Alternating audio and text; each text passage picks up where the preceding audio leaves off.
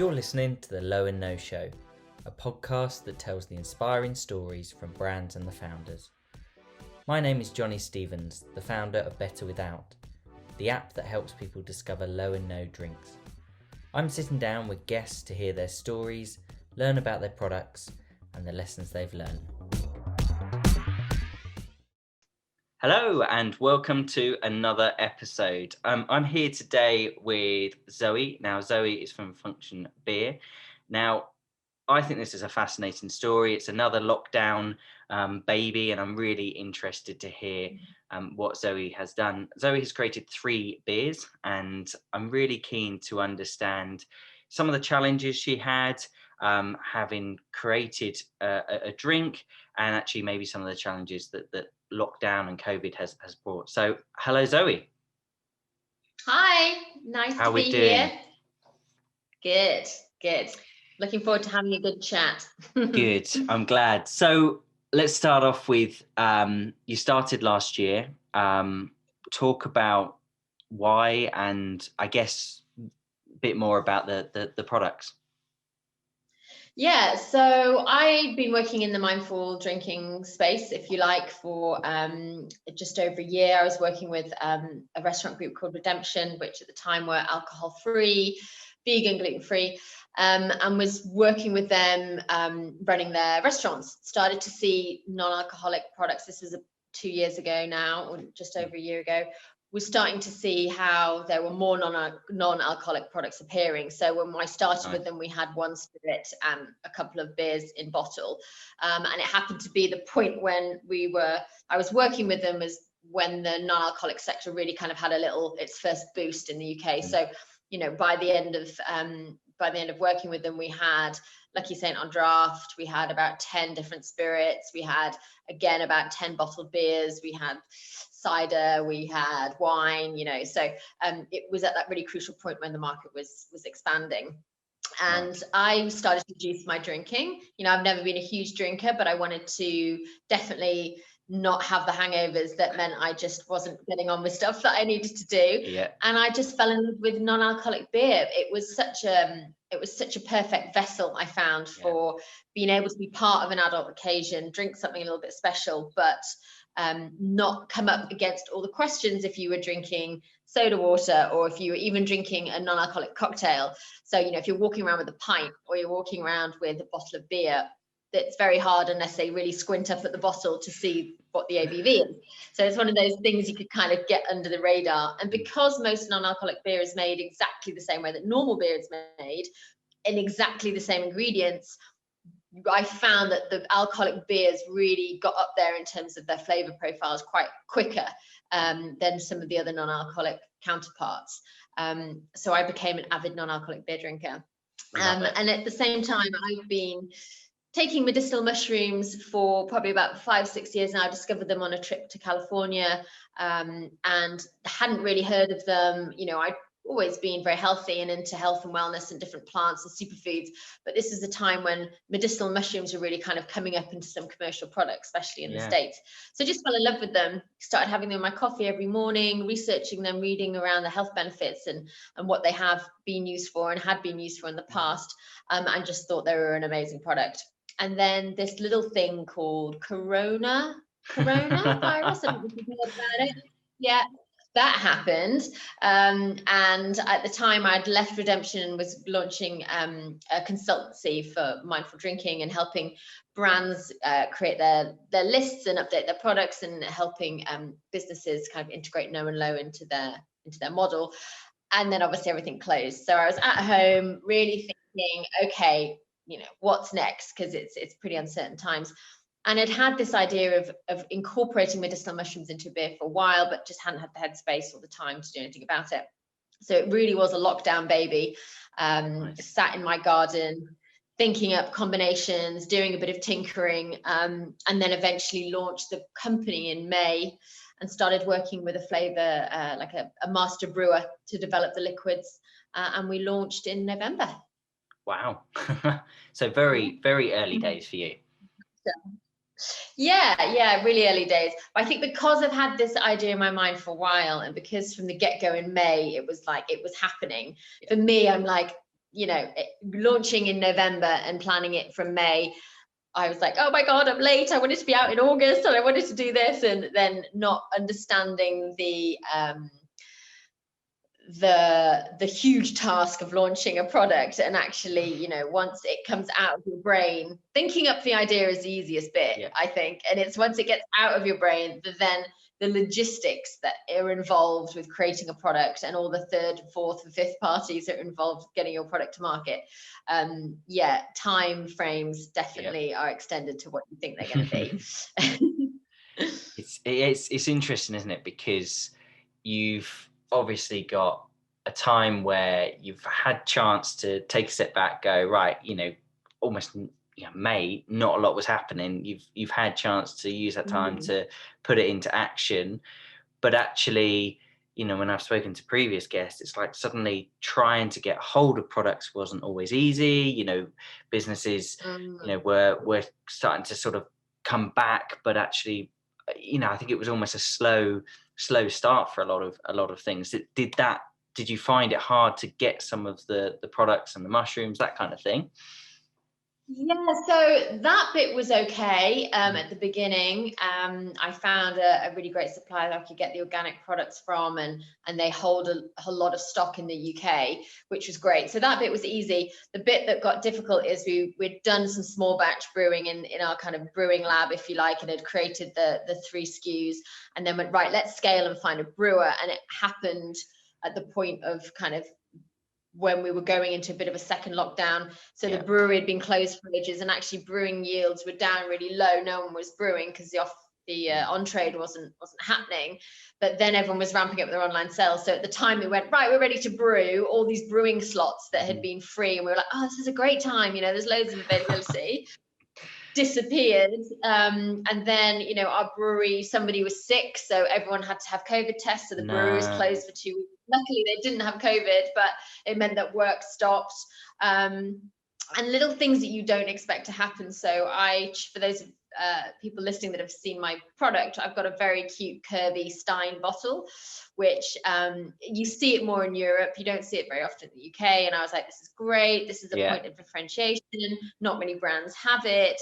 But only learning on point of bottling that not many people have it, because it's a nightmare to bottle. You need a special sensor on your kit that can read it. So we had to jimmy the sensor in the brewery, and then it kept going wrong. And getting the first lot into bottles was it took a lot longer than we imagined, and lots of pitfalls. But you have to go through these things to learn, and I've certainly had a real quick crash course on brewing and the logistics that are involved with it. Well, I see. And not coming from that background, and it's interesting. I've heard you speak before about the bottle, and the bottle looks lovely, but it is all the challenges that come with it. And am I correct in saying now you're going to can? Is that right?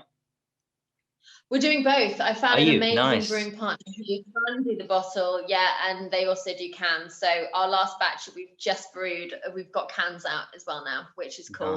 Nice. It's funny in the craft brewing world, there's a real a polarization of who likes cans and who likes bottles, and it's there's not many people that go, oh, I don't mind. People are they love a bottle, they love a can. And I think for export and for shipping, it makes more sense to have them in cans. From an environmental standpoint, when you really do the numbers and offset the impact of both of them, they're pretty much the same. Aluminium takes a lot of scorched earth mining to get out the ground, but is more widely recycled than glass. The glass does take quite a lot of energy to create, but so there's pluses and minuses to both of them. So, and it's nice that you can keep that bottle, because that, as you say, that's your point of difference, and actually it's something that others aren't doing. And actually I think now, when you see all the products, because it's a big market now, there is a lot of alcohol-free beer out there, and actually, but yours stands out because of that. It's and that the fact that you can keep that, but as you say, the can also looks great. Best of both worlds. Absolutely. So obviously, I imagine you've launched in November, so just before dry January. Have you what's the response been like in terms of from the product, and has it thrown more challenges or actually feedback that you weren't expecting? It's been great, because it's like when you have a product or a brand or whatever, it's like a child. You think that your brand is the best, and you love your product, and and then it's only until it gets out to the public that you're kind of like, oh my God, I hope everyone else likes it. And I hope it delivers on what we said it was going to deliver. And so far it has. And for me, the most important feedback was from real beer drinkers. Yeah. Because even though we sit in lots of pillars, we're a functional drink, we a health and wellness drink, we are a non-alcoholic drink, we're also a craft beer. Yeah. And for me, if we couldn't create a best-in-class craft beer tasting product, then we were really missing the mark. So for me, it was really important the recipe that we followed, the way that we made beer, really fitted within that craft world. And the feedback I've had from people who are beer drinkers, and actually had from people who are alcohol drinkers, was really important.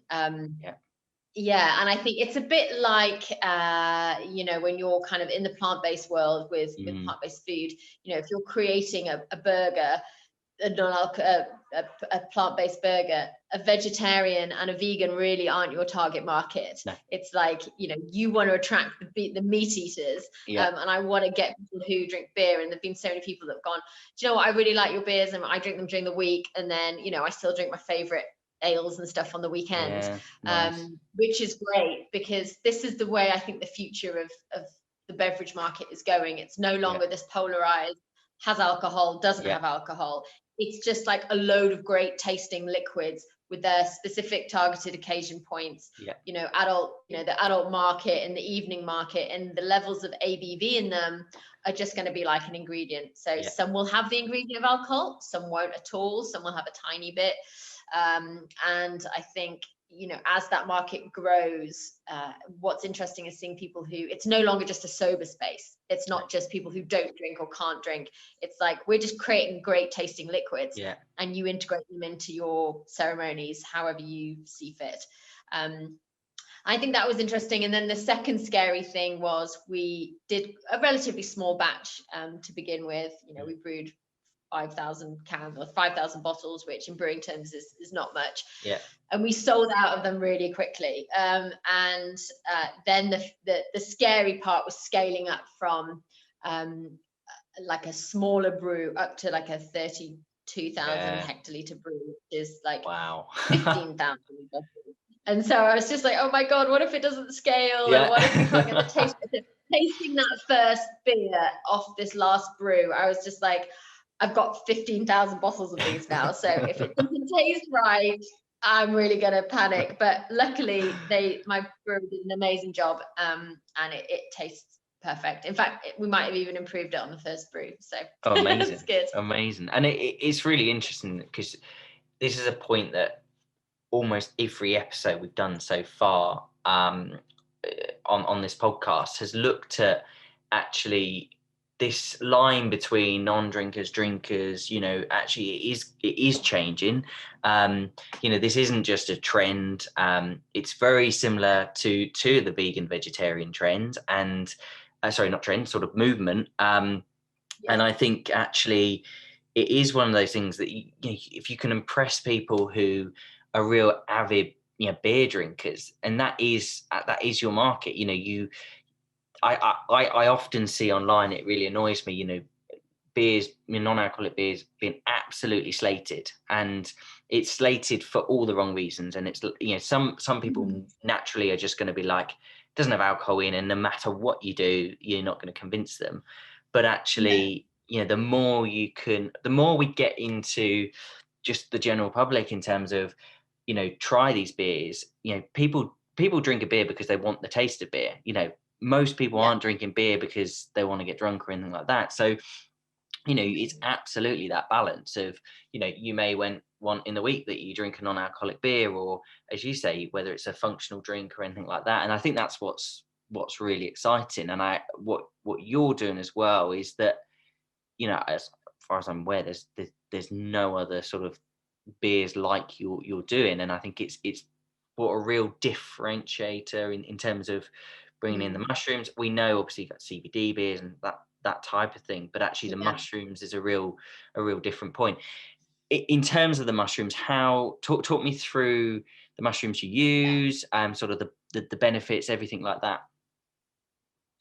So medicinal mushrooms are really interesting. They've been around for thousands of years. Like most of these health and wellness products, people think that they are made in LA or whatever, and they pop up. You know, people have been drinking coconut water since there were palm trees, and yet a lot of people don't think that coconut water existed before Vita Coco. I mean, it's quite funny, but people are going back now to these natural solutions. You know, medicinal mushrooms have been in natural and traditional medicines toolkit for thousands of years. There's lots of records of them and epidemiological studies of them and people using them for health and wellness. So this type of mushroom, if you think of the kingdom of fungi, and what's interesting is it's a kingdom. It's not, you know, they're not a plant, they're not an animal. They sit in their own subsection.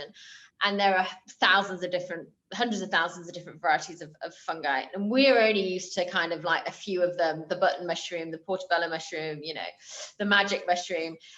Asian cuisine and Asian cultures are obviously a lot more up on the mushrooms. They use a bigger, broad spectrum of mushrooms, and they actually use a lot of medicinal mushrooms for culinary purposes. Now, there's these kind of superfood class of fungi. The medicinal mushrooms are functional mushrooms, and these are the ones that have been used in medicines for thousands of years. Now, how these ancient doctors and shamans and what have you came round to working out why these things were good for you, but they did. And now what's brilliant is science is coming up and going, okay, now we can isolate and identify the compounds that are doing you good. So, you know, yes, this reishi, for example, which is one of the mushrooms that we use, is being called the mushroom of immortality, and it's been used by Chinese medicine for thousands of years. You know, these mushrooms were so revered that poor people weren't allowed to eat them. It was only the wealthy that were allowed to eat them and grow them. You know, and if local people were found wild harvesting them, it was like the penalty of death, and it was crazy. So that's how important they were to people's health and well-being. But obviously now science is pulling them apart and saying, oh, it's the compounds that are within these mushrooms that we can see are immunomodulators, anti-inflammatory, support cognitive health. And so now we have the science to realize why they're so successful. So it's not just going on some like, you know, old school folklore, if you like. We're actually got lots of scientific data. And like I said, Asia's far more further on than we are in the West, because they've been using these mushrooms for a lot longer. So in Japan, for example, if you were having certain cancer therapies, chemotherapy, you get given high doses of certain types of mushrooms, turkey tail mushroom, which we did a Christmas special. We did a turkey tail. I saw that, ale. Yeah, turkey tail is used as a form of complementary therapy for cancer treatment. So there was some tests done quite a long time ago where they did focus groups of one group of patients having chemotherapy without mushrooms and one with mushrooms. The ones with the mushrooms didn't experience hair loss. They didn't experience nausea, all the key symptoms that come with chemotherapy, because it's so ravishing to the body and it's literally wiping out your natural immunity. And one of the dangers of when you're having chemotherapy isn't that the cancer might kill you off, it's the fact that you might catch a nasty bug or get a secondary illness from the fact that you have no immune system. So this basically shows the really strong, powerful immunomodulating properties that mushroom have. There are about 10 of the main medicinal mushrooms, the ones that have been so far researched and isolated, though I'm sure there are many more species that we haven't discovered or we don't know that are used, that have been used most frequently in medicine. And 3 of the most popular ones are chaga, lion's mane, and reishi. And these are the mushrooms that we use. So reishi, the mushroom of immortality that I just mentioned. Chaga is actually a conch, so it grows on the side of birch trees, looks like a big lump of coal on the side of the birch trees. And this is what, you know, the mushrooms get its compounds from the birch. So I don't know if you remember a while ago, this whole birch water craze, and everyone was going on about drinking birch water and yeah, so there was quite a few products that were launched using birch water because it has quite a lot of interesting minerals and properties within the birch tree. Oh, interesting. So obviously, yeah, these mushrooms are pulling in their nutrients from the substrates in which they grow upon. So the birch tree is putting lots of nutrients into these mushrooms. So chaga, it grows in old growth forests in Siberia and Northern Europe and Scandinavia, and so it's been used within their cultures for a long time to help support overall health. Now we now know that's because it has high concentrations of beta-D-glucans and polysaccharides, which are known to help support the immune system. Now, this isn't like the modern immune boosting, we need to boost our immune system. Boosting something past its natural capacity is pretty stupid and pointless. Our bodies are a perfect machine and have been designed to work to their optimum if they're kept in good conditions and don't have any external stresses come along and batter it like our modern lives do.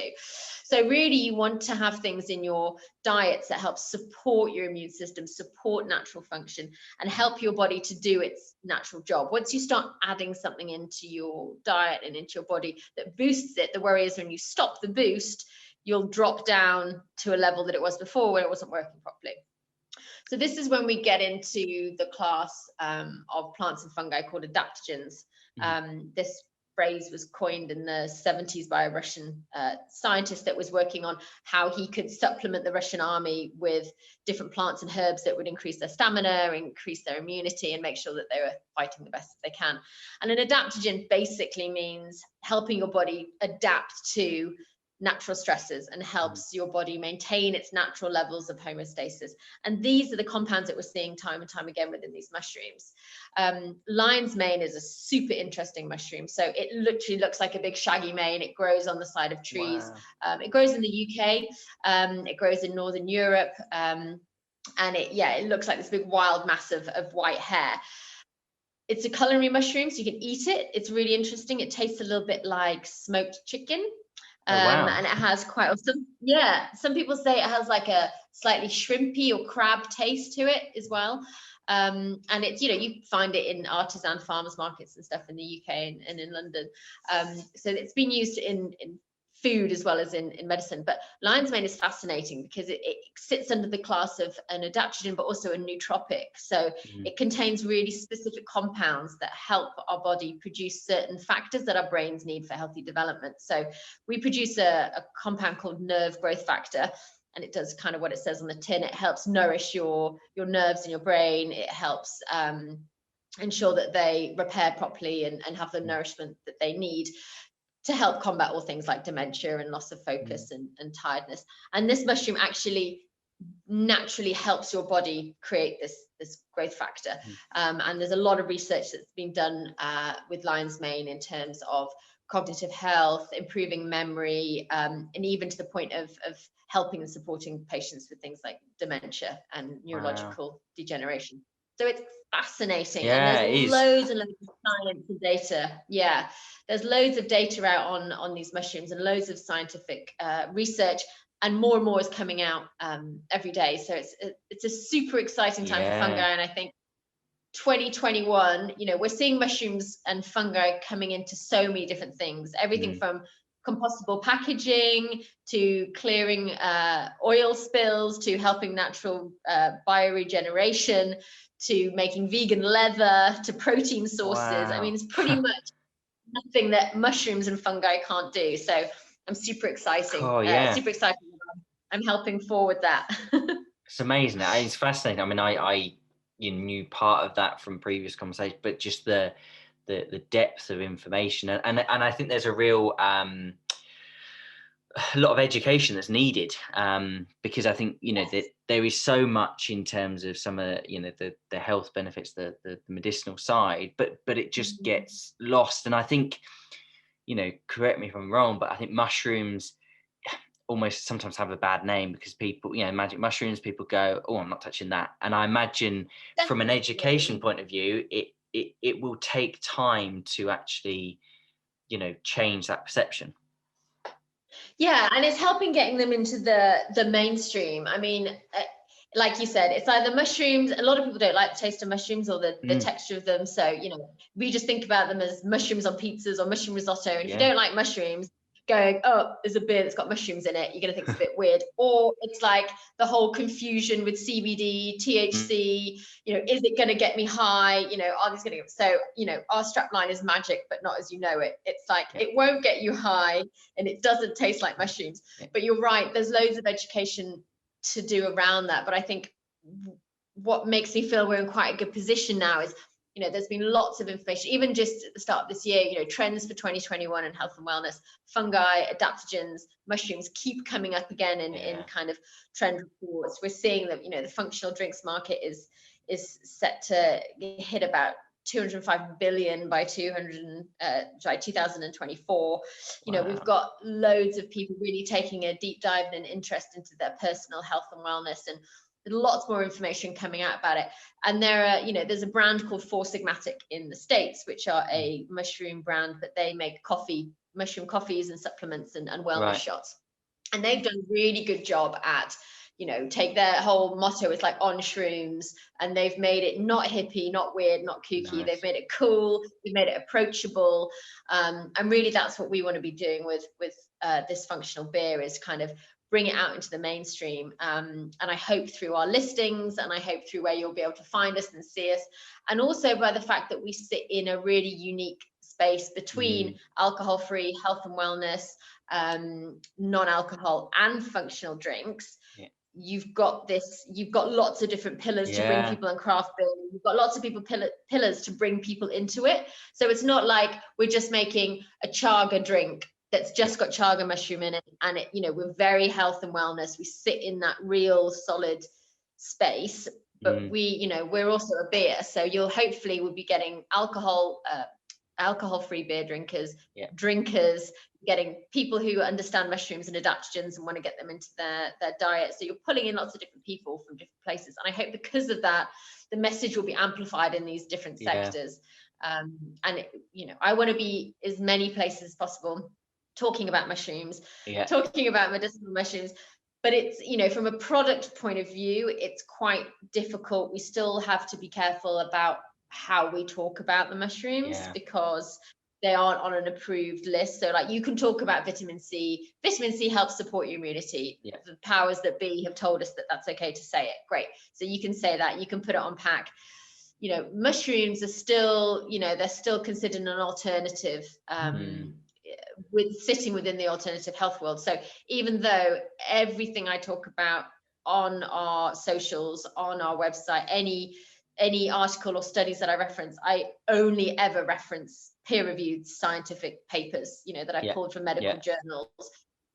You know, I don't get my information or didn't get my information or research from blogs or this or that. It's like it all comes from peer-reviewed scientific stuff. So, you know, it's an education job and leading people into talking about themselves, because we can't say, drink this beer, it's going to help support your immunity. But I can talk about medicinal mushrooms and adaptogens as a whole. And then the consumer who is intelligent and looking and actively seeking to try and get more of these things into their diet, I hope will then have all the information to put two and two together. But education is key. Yeah, and you'd hope, you know, as it grows, you know, and gets attention, that there will be more, you know, evidence and research that actually it can get the attention from government and food safety agencies, and that actually warrants it then, you know, looking at it and looking at the health benefits from a much more, from a very legal standpoint. So you can start to make claims. And I mean, you know, it's funny, isn't it, that these things have been around for thousands of years and, you know, been used in different countries, but yet we are still almost, you know, very wary of it. And actually we're almost scared to look too much into it. And I hope that, you know, that perception will start to change. And you know, it is very consumer driven. You know, the minute that, you need to look at CBD, you know, as the growth that's had, and they're starting to, you know, massively regulate it and everything, because it now warrants the attention. And I think it's interesting that, you know, I know we've spoken before about, you know, you've got that regulation or stuff that may be used to help give better evidence. but it's similar as well in you cross over the two categories. You've got that side, and then you've also got this low and no. And some of the consumer awareness on that, and something I'm very passionate about, is actually, what is low, what is no, is the consumer really getting the most obvious information? Because when I go, I don't drink. When I go to the shelf, I want to know that what I'm picking up is something that I'm happy to drink. And I think, for you, the great thing is you've, being in the mushrooms, being low, you've sort of put yourself in a very interesting position that you, as you say, you can categorize lots of different markets. Yeah, and it's funny that you talk about, you want to make sure you're drinking a product that and the whole categorization of no and low is a confusing space, because they never used to be this. There used to be alcohol and there used to be soft drinks, and there was nothing in between. And so consumers were very much like, Coca-Cola, that's what I drink when I'm not drinking. Bottle of wine, whatever, Jack Daniels, that's what I drink when I'm drinking. And there was nothing in between. And I think we're living in a world now, we're launching in a world where we're trying to fit new products into an old paradigm of how people drink, and that's changing. So the whole classification of what is no and low, how people look at ABV, how brands are marketed, is really about to kind of blow itself wide open and change. And with people need to understand, but consumers are smart now, and not that we haven't always been smart, but we're getting smarter, and we have the internet and digital to really help push how we find our products. That's through amazing apps like yours. That's through working, researching around products ourselves, transparency of manufacturers. You should be able to find out all the ingredients and stuff from products just through their website, and all this information that's available now that wasn't available. And I think the consumer is becoming a lot more savvy to that. And at the same time, like you said, there was that resistance around mushrooms or more unique products. CBD has actually been a great portal, I think, for bringing back in a resurgence of botanicals and herbs and stuff, because people were very confused by CBD when it first came out, because no one had really heard of CBD. Everyone just knew THC, weed, getting stoned, illegal, done. There was nothing in between. And now that's put out. So people are going, oh, okay, the cannabinoid system, we have that in our own body, cannabinoid receptors. And they're starting to understand terminology that just wouldn't have been put into a beverage years ago. Like people would never have had that degree of understanding, like the molecular breakdown of the product that they were using. It was just like, it gets me pissed or it doesn't get me pissed. And then it was like, we worried a bit about sugar. So how much sugar has it got in? So we went from a real simple top level understanding of the product we're consuming to now really delving down deeper. And I think that's happening with all of our products. We are concerned about the sugar. We are concerned about chemicals in America, especially GMO. We're concerned about our stuff. Is stuff organic? Where has it come from? Provenance. And that's opening up the market for making the consumer have a more enjoyable experience and really finding out more interesting products, and for makers to be able to produce some really innovative things that are kind of now on the consumer's radar that wouldn't have been before. No, definitely. And it's really interesting, the whole power of the internet and social media. And I think low and no has grown during coronavirus so well, because actually people have been able to discover products so easily. You can go on Amazon and easily order something, and the next day you've got a different product every day, every week. And I think actually that's what's been really exciting, is that not only have new products been coming into the market, but actually it's so much easier for consumers to go. And as well, the supermarkets, I think, have adapted really well. You only need to look at the shelf 2 years ago versus now. It's massively moved on. Yeah, like I always go back to comparing it to the plant-based market, because there's real similarities. I think there are a lot of people that maybe wanted to reduce their meat and dairy intake for a lot longer than the products were available. It's the same. I think there've been mindful drinkers out there for a lot longer. You know, mindful drinking isn't suddenly just new millennial thing. Like it's been out there for a long time, but they just weren't the products to match it. And actually the plant-based, you know, to get the shelf space that plant-based food now has, and say plant milks, for example. So I've been vegetarian for years, been vegan for 5 years, but back in the day, I remember going vegetarian and really wanting to be vegan actually, but struggling. So I was like, what am I going to do for milk? What am I going to do for cheese? Yeah, there's one dusty soy milk somewhere in the back of the supermarket, you know, if you were lucky. And it took a long time actually for the supermarkets to catch up. But actually the no and low space, I'm really impressed how quickly they've adapted it. Maybe they've learned from the plant-based market. Maybe they've realized that actually consumers are here wanting to spend more, you know, spend more money on these products. So we've gone from this little tiny, you know, initially it was in the free from section, anything no and low, and that was always lost by like gluten-free crackers and something else. No one anyway, to now we're like, right, we'll bang on, you know, in between where the alcohol is, which is great. And there's big expanses, and it's regional. You know, I was living in London when it was really booming, and you live in your London bubble being like, everyone's vegan and no one drinks. And then you go up north, you're like, oh, right, okay, I can't get anything vegetarian, and there's no option.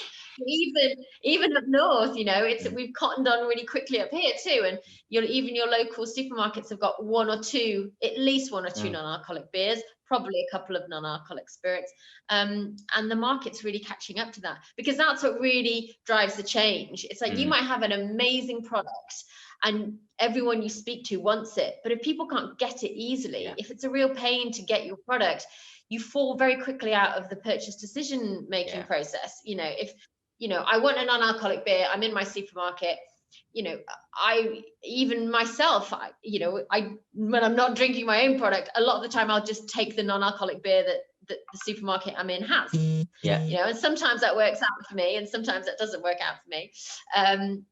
But you know, the support of retail and the support of large retail and online retail has really made a difference, and has meant that I think this market's it's going a lot quicker and growing a lot quicker than it was. Which is brilliant. And in terms of where you're going with the product, whereas obviously it's very early days and everything, it's been received very well, where are you going with it? So, I mean, I've got big aspirations for this product. I really want to create a brand that's drunk globally, but brewed locally. So we're a contract brewing model. We work with partner brewers to develop our liquids. Now, this works for a few reasons. You're shipping less product around the world. You're empowering people within the local territories that you're working with. Brewers are really passionate people and they have tight networks. And so if you get on board a craft brewer that loves your product, she is making it for you.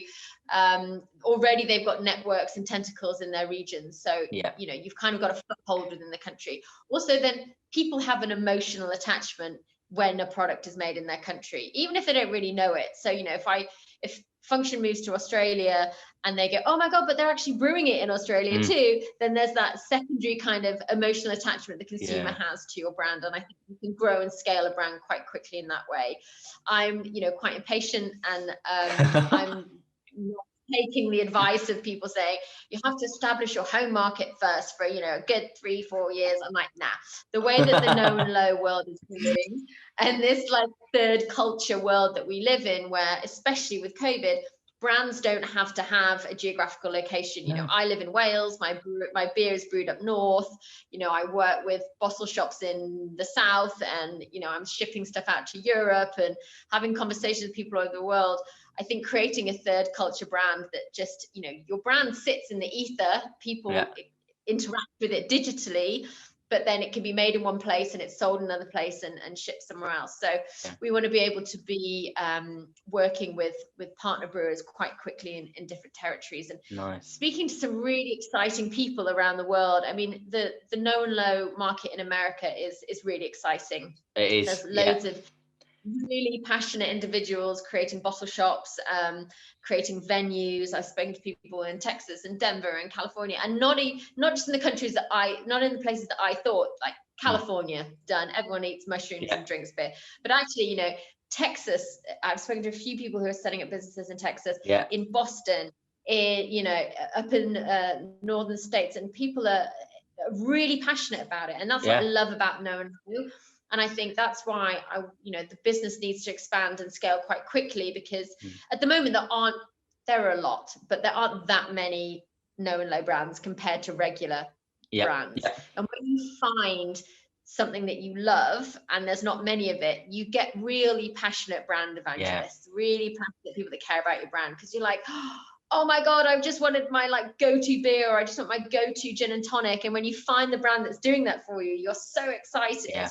And I think now is the time. So we're starting our investment round, which is very time consuming, but very exciting. And hoping to kind of get that closed off in the next 6 months, if not before, and be able to then scale our business out and grow it in the UK, but also start brewing in Europe. Brexit has been a huge spanner in the works. Whoever thought that was a good idea? It's been a nightmare. So the sooner we can start working with partners in Europe, the better. It's definitely caused, I speak to a lot of drinks brands, it's definitely caused a lot of problems that actually is not necessarily being spoken about, and it's one of those things. I say hopefully things will settle down, but hey, let's go and develop the products over there, and that will make it much easier. Exactly. So and I was going to say, where do people find you in terms of wanting to buy the products? Now I know obviously online there's many places that they can get them, but in terms of to find more information about the products, where do they go? So come to HQ, come to Fungtn.com, and you can find out all about our beers and products. And if there's anything that you don't know or I haven't answered, then just drop us an email at hello@Fungtn.com. You can buy our beers through the website, and we will be available on Planet Organic from March as well. Nice. Very good. They seem to be embracing a lot of Know and Know brands, which is great. It's they really seem to doing a good job. They're super supportive, and I think they've really got their pulse on health and wellness and free from, and really understanding what consumers are looking for next. So I think we're excited about that partnership. Nice. Well, that's very good. Well, I'm sure we could speak for absolutely hours on the topic. And I'm intrigued. Once you've launched a bit around the world, it'd be great to have you back on and talk about how that's gone and how the investment rounds are gone. So it's it's been a real pleasure learning more about obviously what the beer is, more about the mushrooms, and we will have you back on in the future. Amazing. I can't wait to update you. Brilliant. Well, thank you very much. And we will, we look forward to hearing how the story progresses. Perfect. Speak to you soon. Thank you.